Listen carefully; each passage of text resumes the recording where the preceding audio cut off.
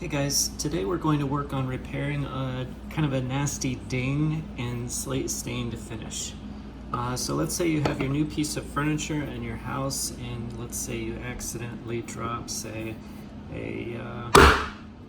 let's say a frame lands on your piece of furniture, and it leaves kind of a nasty gouge. So the question is, what do you do about it? And that really stinks, huh? All right, well, first thing to remember with repairs like this, it's never gonna be perfect, but we can improve it a lot. So if you have a ding like this, the first thing we need to do is take care of any raised wood. If the ding has kind of splintered up a little wood, you're gonna wanna sand around that just a little bit. Don't go crazy. Scratches are something you're gonna have to fix later. So you want to be pretty conservative with the way you sand that. Next, we need to fill that gouge, because even if you stain over it, the gouge is probably going to show.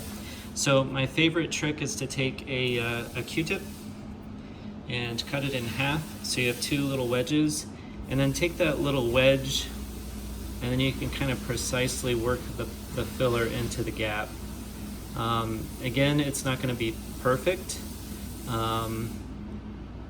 but do your best to fill it in. Filler will tend to shrink a little bit as it dries, so normally you try to fill it kind of flat and then just leave it. Now, since if we were using this filler on a piece of furniture we were making in the shop, we would let that dry for an hour or two and sand it. But since this is already a finished piece of furniture, I suggest trying to wipe away any excess before it has a chance to dry. That's just going to end up giving you a nicer result in the end. If you purchase a fix kit from us, we will include all this stuff for you. So we'll usually include like the filler in a little container and the stain in a little filler, and if you need sandpaper, etc. Okay, so there we've filled the blemish, and we're going to let this dry for a bit. Okay, so after you let the putty dry a little bit, the next step is to do a little bit of staining.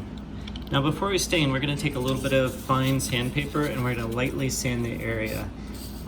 If there was any putty that sort of glazed onto the surface, we want to remove that before we go and try to stain this. All right, next step. Q-tip, just dip it in the stain a little bit and apply it to the area. Use a gentle touch.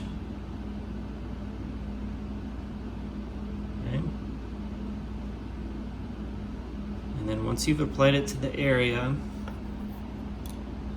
you want to take a paper towel and sort of gently wipe over it. Now this is where a little bit of art comes in. The more you wipe on a stain, the more pigment you take off, and you're probably trying to blend this in a little bit. So wipe excess off on the spots where there's not putty, and if you get it a little bit too light, you can always touch back over. This is my little half-cut Q-tip, and if it's too tricky to dab up with a paper towel, you can just wipe up any excess with another Q-tip. Okay, not perfect, right? But we're getting better. We're gonna let the stain dry now for a bit, and in this puttied area, I applied the stain a little bit thicker to try to make an opaque mask. Yeah. Okay guys, I've let the stain dry for a bit, and now it's time for the last step. This is our clear coating step. This small container has some waterborne clear coat in it. It's just the acrylic urethane that we use at the shop. It's not a real nasty product. It's a water-based, base, so it doesn't have any real strong smells or anything.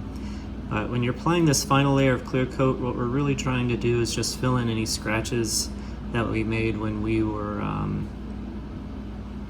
sanding our area. There's no bonus points for putting on a real heavy coat. It'll just tend to drip and cause problems. but you don't want to work that very much. You want to wipe it on, and if there's any excess, wipe it off, and don't mess with it. If you mess with it too long, it's going to start balling up and doing weird things, so try to just leave it. Okay, I'm going to let that dry for a second, then we'll see how we did. Okay guys, we're done with the repair. As you can see, it's not perfect, but it's not bad. If you had this on a piece of furniture, it would largely blend in. And most importantly, as with all repair work, it looks much better than it did before. Yeah, if you got a ding on your piece of furniture, dive in and try. You can improve it quite a bit. All right, good luck. Bye.